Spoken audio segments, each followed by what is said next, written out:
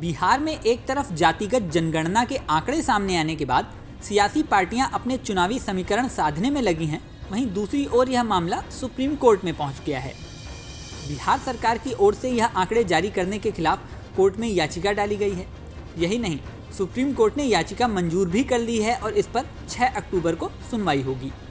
यह याचिका किसने डाली है और क्यों डाली है यह आपको बताएंगे, लेकिन उससे पहले यह जान लीजिए कि अभी तक जनगणना मामले को लेकर क्या हुआ है।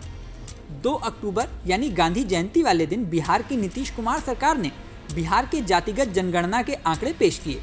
यह आंकड़े सबके सामने आने के बाद से ही बिहार ही नहीं पूरे देश की राजनीति तेज हो गई। खासतौर से INDIA गठबंधन की पार्टियों ने आगामी चुनाव के मद्देनजर इस मुद्दे पर फायदा उठाने के लिए तुरंत एक्शन मोड इख्तियार कर लिया। कांग्रेस पार्टी के पूर्व अध्यक्ष राहुल गांधी ने ट्वीट करके कहा कि बिहार की जातिगत जनगणना से पता चला है कि OBC SC ST की आबादी कुल मिलाकर 84% है। केंद्र के 90 सचिवों में सिर्फ 3 OBC हैं। वह भारत का सिर्फ 5% बजट संभालते हैं।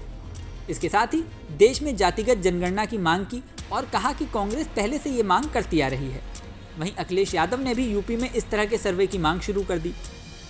INDIA गठबंधन के अन्य नेताओं ने भी इस तरह की मांग जोर शोर से करनी शुरू की। वहीं बीजेपी ने भी पलटवार करने में कोई कसर नहीं छोड़ी। बिहार के भाजपा अध्यक्ष सम्राट चौधरी ने तुरंत कहा कि यह आंकड़े अधूरे हैं। उन्होंने कहा कि यह आधी अधूरी रिपोर्ट है, अभी भाजपा पूरी रिपोर्ट देखेगी, जांच करेगी और अपना विस्तृत बयान देगी। उन्होंने कहा यह सब कुछ आधा अधूरा है। जो आर्थिक सामाजिक रूप से पिछड़े वर्ग हैं उसकी तो कोई रिपोर्ट है ही नहीं। अभी सिर्फ जातियों की गणना नीतीश कुमार सरकार ने बताई है, लेकिन किस तकनीक से यह की गई ये भी अभी साफ नहीं है। इसकी रिपोर्ट हम लेंगे। साथ ही उन्होंने कहा कि लालू जी की आदत जाति उन्माद फैलाने की रही है।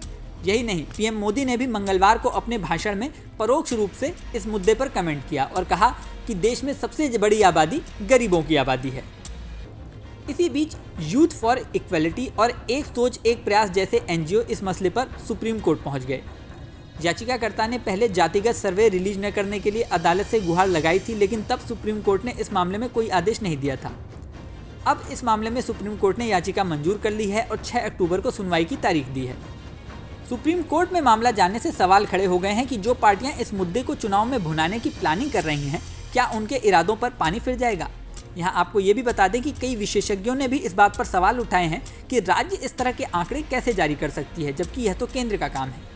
हालांकि इन सब आरोपों और कयासों के बीच अब देखने वाली बात होगी कि कोर्ट इस मुद्दे पर क्या फैसला करती है। इस वीडियो में फिलहाल इतना ही। जल्दी नया वीडियो लेकर आपके सामने फिर आएंगे। हमारा ये वीडियो आपको कैसा लगा कमेंट बॉक्स में ज़रूर बताएं। बने रहें न्यूज़ नेशन पर।